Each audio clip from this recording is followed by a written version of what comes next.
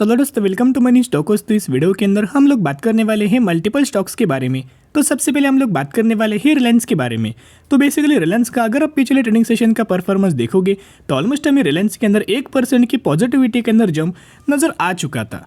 तो बेसिकली रिलायंस के अंदर बहुत सारे दोस्तों अपडेट्स आ चुके हैं और ये अपडेट्स अगर दोस्तों सच में सही होता है तो ह्यूज अमाउंट ऑफ रैली हमें रिलायंस इस कंपनी के अंदर नजर आ सकते हैं और विथ हेवी ब्रेकआउट शानदार तरीके से कंपनी के अंदर ब्रेकआउट नजर आ सकता है। तो चलिए जितने भी अपडेट नजर आए हुए हैं एक एक अपडेट्स के बारे में बात करेंगे।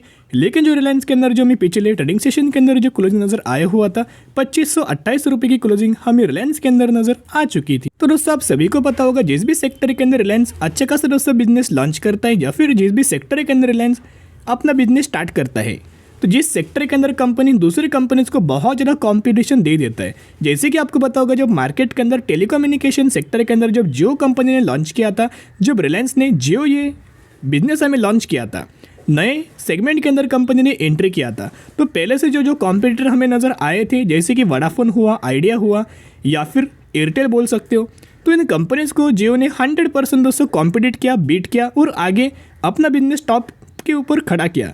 तो जिसकी वजह से हुआ क्या था, इनके पास बहुत अच्छे खासे बेसिस के ऊपर मार्केटिंग स्ट्रेटेजीज है, बहुत अच्छे खासे बेसिस के ऊपर दोस्तों इनका प्लान होता है। तो जियो रिगार्डिंग एक बहुत ही बड़ा खबर आ चुका है, तो जिसकी रिगार्डिंग आने वाले समय के अंदर जरूर रिलायंस के अंदर बिजनेस के अंदर ग्रोथ आएगा। बिजनेस अगर रिलायंस का बढ़ेगा तो रेवेन्यूज भी इंक्रीज होगा एंड नेट प्रॉफिट भी रिलायंस के अंदर ग्रोथ नजर आ जाएगा। तो चलिए सबसे पहले अपडेट्स के बारे में हम लोग बात करेंगे। How Jio plan to disturb the financial sector. तो चलिए इन डिटेल के अंदर हम लोग बात करते हैं। तो अभी हम आ चुके खबर के ऊपर। यहाँ दोस्तों अगर आप देखोगे Reliance brand awareness and access to consumer along with BlackRock experiences asset management could help the entity. तो बेसिकली दोस्तों ब्लैक रॉक के बारे में आपको पता ही होगा, बहुत बड़ा इन्वेस्टमेंट फर्म है जिन्होंने दोस्तों एक क्लेम किया है या फिर जो रिलायंस इस कंपनी के अंदर बहुत बड़ा दोस्तों माल हमें बाइंग करने वाले हैं, बहुत बड़ा इन्वेस्टमेंट इनका आने वाला है। और एक खबर दोस्तों अभी तक हमें ये आई है कि अभी तक इन्होंने ह्यूज अमाउंट ऑफ इन्वेस्टमेंट नहीं किया, लेकिन ब्लैक रॉक का एक बहुत बड़ा प्लान नज़र आया हुआ है। जैसे कि इससे पहले आपको पता होगा हैप्पीस्ट माइंड के अंदर भी ब्लैक रॉक ने ह्यूज अमाउंट ऑफ इन्वेस्टमेंट किया हुआ था कि इस चीज़ों को देख के इन्होंने दोस्तों देखा था कि कंपनी एआई के ऊपर काम करता है, इन्होंने देखा था कंपनी सिक्योरिटीज़ के अंदर काम करता है, क्लाउड के अंदर काम करता है, आईओटीज़ के अंदर हमें कंपनी काम करता है।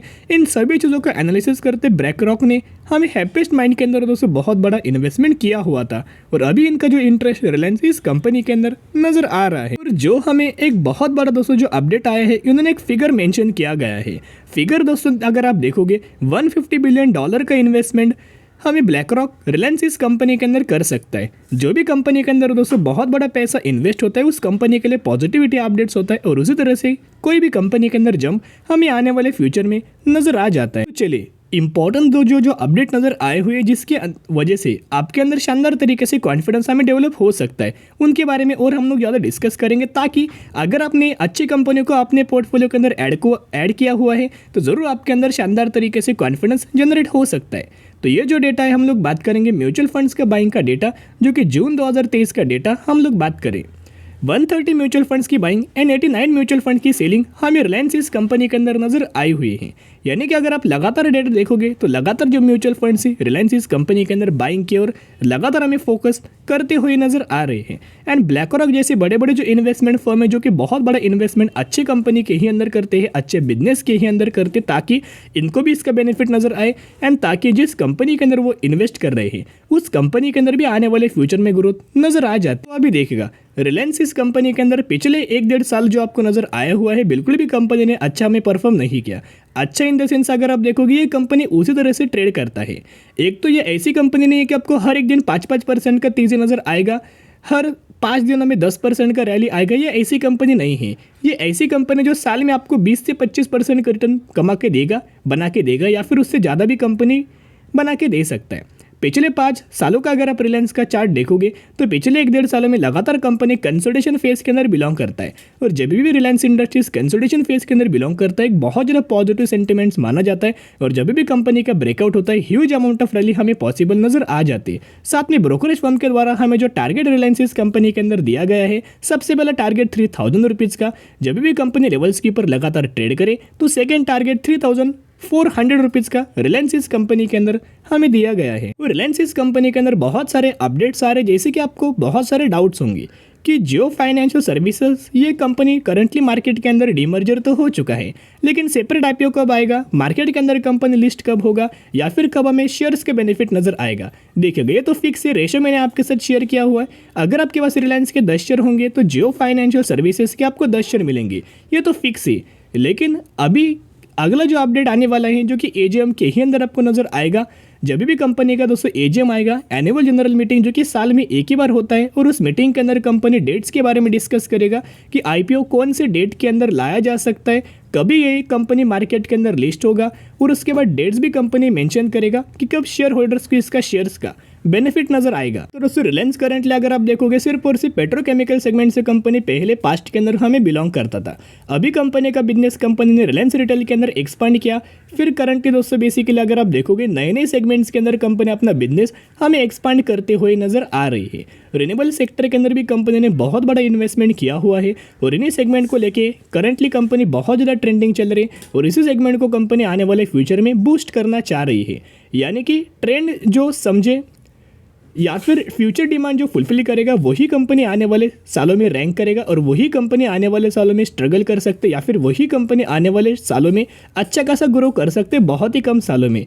तो रिलायंस के अंदर जितना गिरे उतना buy on the strategy apply करना, क्योंकि कंपनी जल्दी ₹3000 का टारगेट्स हमें अचीव कर सकती है। तो चलिए अभी हम बात करेंगे हैप्पीएस्ट माइंड टेक्नोलॉजीज के बारे में। तो हैप्पीएस्ट माइंड की अगर बात की जाए तो कंपनी का एक फ्लैट परफॉर्मेंस नजर आया हुआ था, ₹926 की क्लोजिंग हमें हैप्पीएस्ट माइंड के अंदर नजर आ चुका था।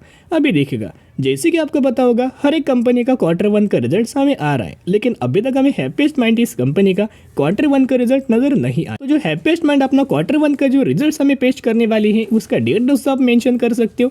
8 अगस्त के दिन हमें हैप्पीएस्ट माइंड का Q1 का रिजल्ट आने वाला है। तो जरूर चैनल को सब्सक्राइब करके रख सकता है कि जब भी मुझे कंपनी का Q1 का रिजल्ट नजर आएगा 100% हम लोग बात करेंगे।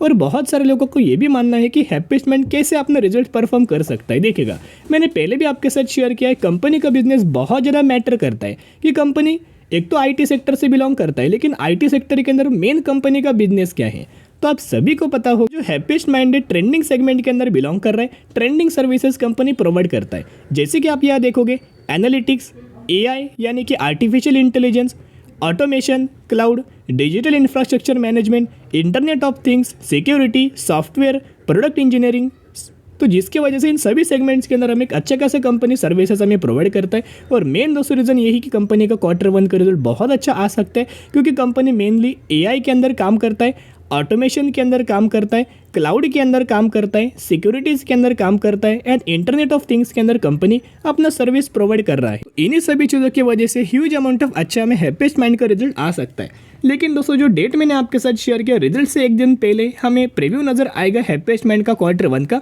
तो उसके बारे में भी हम लोग बात करेंगे। साथ में अगर आप शेयर होल्डिंग पैटर्न्स देखोगे तो प्रमोटर्स के पास तो सिमिलर तरीके से होल्डिंग है। एफआईज का अगर आप डेटा देखोगे तो लगातार एफआईज इस कंपनी के अंदर माल बाइंग कर रहे हैं। पहले एफआईज के पास 3.94% का स्टेक था, वो बढ़ा के 4.07, इंक्रीज करके 4.15, इंक्रीज करके 4.52।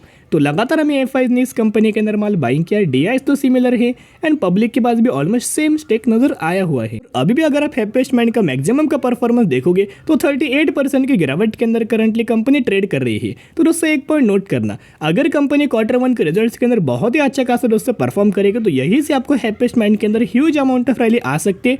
और जो कंपनी ने अपना लाइफ टाइम वाला हाई जो रजिस्टर किया था ₹1500 तक का लेवल्स, उसको भी कंपनी बीट करके ब्रेक करके आने वाले समय के अंदर ह्यूज अमाउंट ऑफ रैली नजर आ सकती है। तो buy on the strategy apply करना और अपने पोर्टफोलियो के अंदर ये कंपनी को ऐड करके चल सकते हो। तो चलिए अभी हम बात करेंगे 9टेक सिस्टम लिमिटेड के बारे में। तो ये बेसिकली कंपनी इसी साल स्टॉक मार्केट के अंदर लिस्टेड हुआ है, और जब से कंपनी आई है 85% तक का रिटर्न्स प्रोवाइड करके दिया हुआ है। ₹661 के ऊपर कंपनी ट्रेड कर रही है, और साथ में कंपनी ने अनाउंस किया है 4:5 रेशियो के अंदर बोनस। तो अगर आपके पास इस कंपनी के 5 शेयर होंगे तो 5 के बदले 4 आपको बोनस शेयर दिया जाएगा, और वही एग्जीक्यूशन के बाद आपके पास हो जाएंगे 9 शेयर। तो इसी रेशियो के अंदर इसी कंपनी के अंदर आपको बोनस का बेनिफिट मिलने वाला है। तो स्टडी करना, एनालिसिस करना, उसके बाद निवेश करने की कोशिश कर सकते हो। तो दोस्तों अगर आपको इसी सिमिलर तरीके से वीडियोस अगर आपको दोस्तों पसंद आते होंगे तो जरूर वीडियो को लाइक, चैनल को सब्सक्राइब आप ये कर सकते हो।